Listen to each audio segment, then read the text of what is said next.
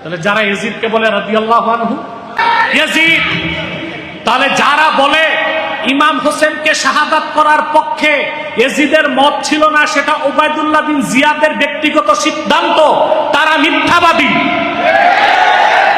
তারা খারিজিদের উত্তরসূরি। ঠিক কিনা বলেন? প্রিয় ভাইরা, ইমামে হোসেন রাদিয়াল্লাহু তাআলা আনহুর শাহাদাতকে সে সমর্থন করেছে। তার নিযুক্ত গভর্নর তার নির্দেশে মদিনাতুল মুনাওয়ারাতে ত্রাস সৃষ্টি করেছিল। তার নির্দেশে তার নিযুক্ত গভর্নর মক্কা মুকাররমাতে ত্রাস সৃষ্টি করেছে, হারামের মধ্যে আঘাত করছে। তার চেয়ে বড় ফাসাদ সৃষ্টিকারী আছে দুনিয়ায়? তার চেয়ে বেশি আত্মীয়তার সম্পর্ক ছিন্নকারী আছে দুনিয়ায়? সেজন্য আহমদ বিন হাম্বল বলেছেন, আল্লাহ পক্ষ থেকে আগত লানতের সবচেয়ে বড় হকদার হচ্ছে ইয়াজিদ। তাহলে যারা ইয়াজিদকে বলে রাদিয়াল্লাহু আনহু,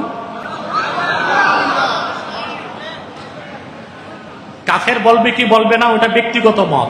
অনেক ইমাম কাফের বলছে, অনেকে ফাসেক বলছে, ভালোতে কেউ বলে নাই।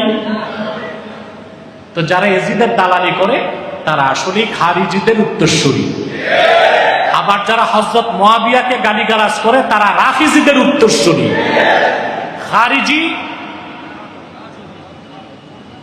বলেন, খারিজি না, না বলুন, খারিজি, রাফিজি, আহলে সুন্নাত, হুসেনি কাফেলা, হুসেনের উত্তরসূরি।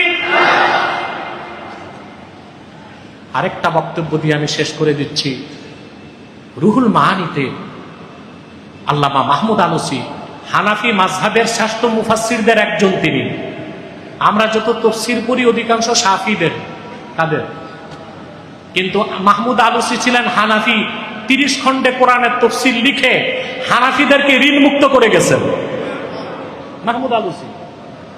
প্রায় 4 পৃষ্ঠা তিনি আলোচনার পর তার সিদ্ধান্ত তুলে ধরেছেন। মাহমুদ আলুসি রহমতুল্লাহ তাফসীর রুহুল মাআনিতে তিনি বলেন, এটা মাহমুদ আলুসির মত। আমি যে ইয়াজিদকে কাফের বলি এটা আমার ব্যক্তিগত মত না। আমার মতের পক্ষে 27 জন মুজতাহিদের বক্তব্য আছে। কতজন?